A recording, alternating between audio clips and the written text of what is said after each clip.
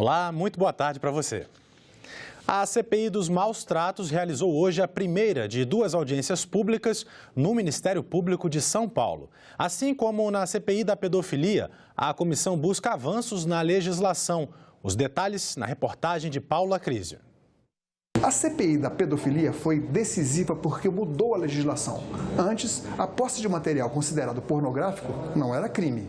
Agora, a CPI dos maus tratos busca avançar ainda mais na legislação brasileira. Na sede do Ministério Público de São Paulo, juízes, promotores, procuradores e gestores de redes protetivas contribuíram com propostas importantes para a prevenção do abuso e dos maus tratos, como sugestões para restrição do uso de álcool e drogas.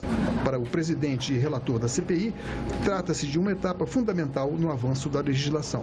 Aqui nós vamos levar sugestões para uma nova legislação, uma legislação preventiva, porque a nossa legislação punitiva, se ela não é o suprassumo, mas é a que mais avançou no mundo com a CPI da pedofilia. Isso é um avanço e mostra que os órgãos estão trabalhando em conjunto, tanto a polícia quanto o legislativo, todo mundo preocupado com essa questão.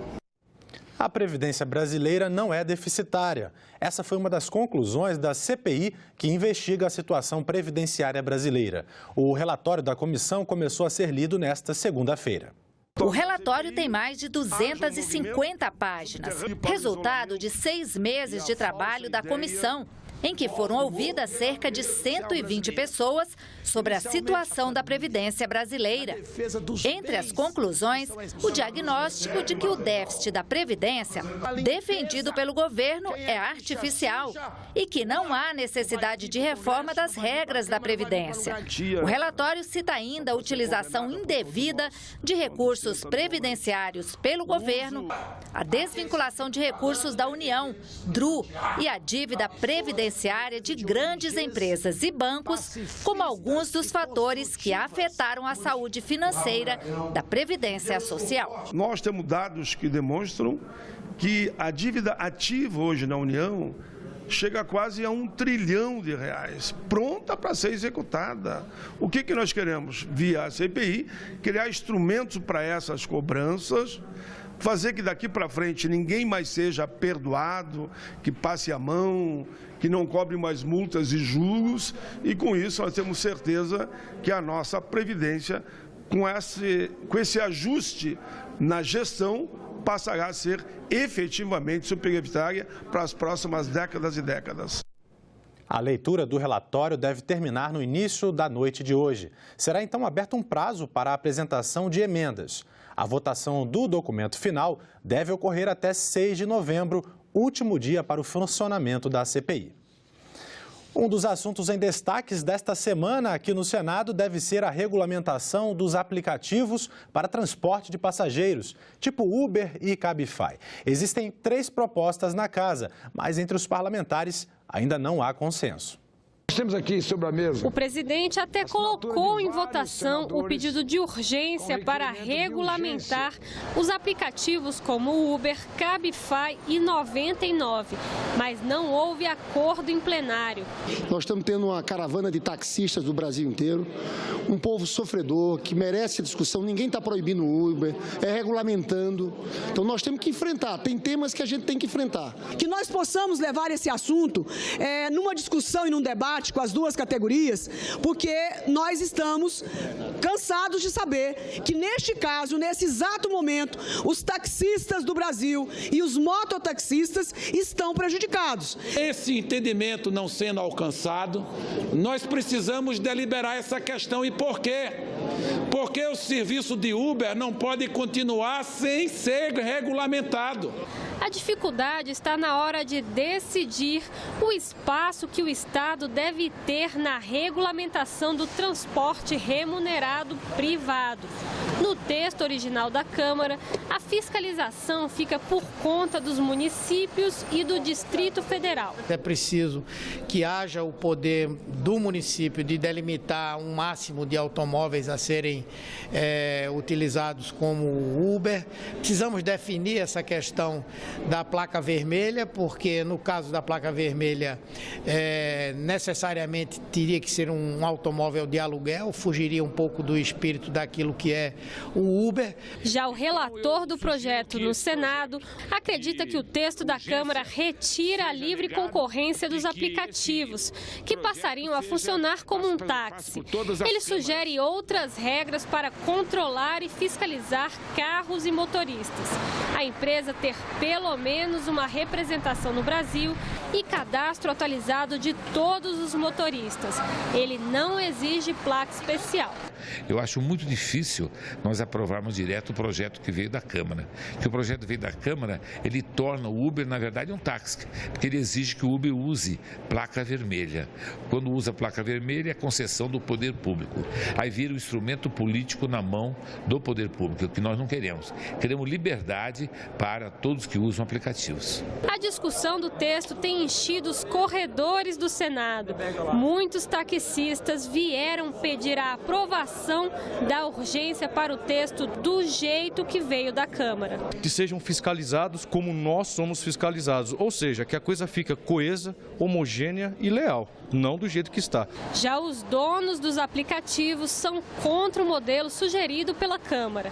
Eles defendem uma regulamentação nos moldes apresentados pelo senador Pedro Chaves.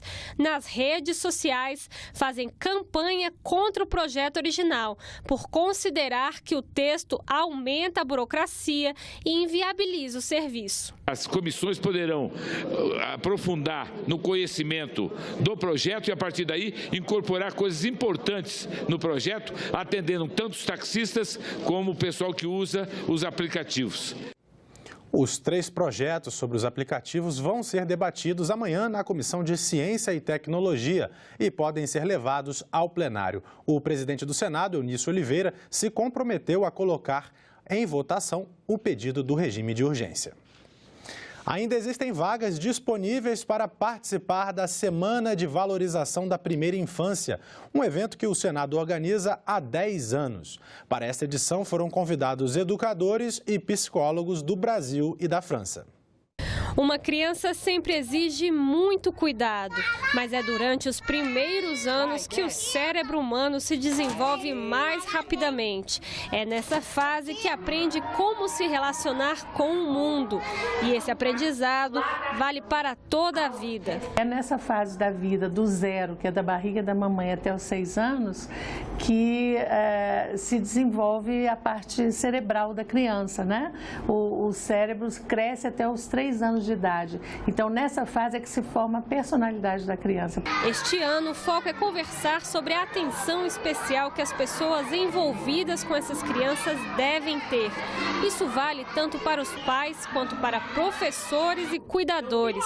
Mas o Estado também tem de estar atento. O governo precisa investir nisso, na melhoria das creches, nessa formação dos cuidadores, para que eles possam saber como lidar com essas crianças, né? Um acompanhamento dessas equipes de psiquiatras, psicólogos, é um trabalho grande. Para saber mais, é só acessar senado.leg.br/institucional. As inscrições são gratuitas. O seminário começa amanhã e vai até quinta-feira. A Lei de Combate ao Tráfico de Pessoas completa 1 ano agora em outubro. A legislação é resultado do trabalho da Comissão Parlamentar de Inquérito, criada para investigar essa prática. A senadora Vanessa Graziotin, que presidiu a CPI, e o senador Paulo Paim fazem um balanço sobre a aplicação da lei.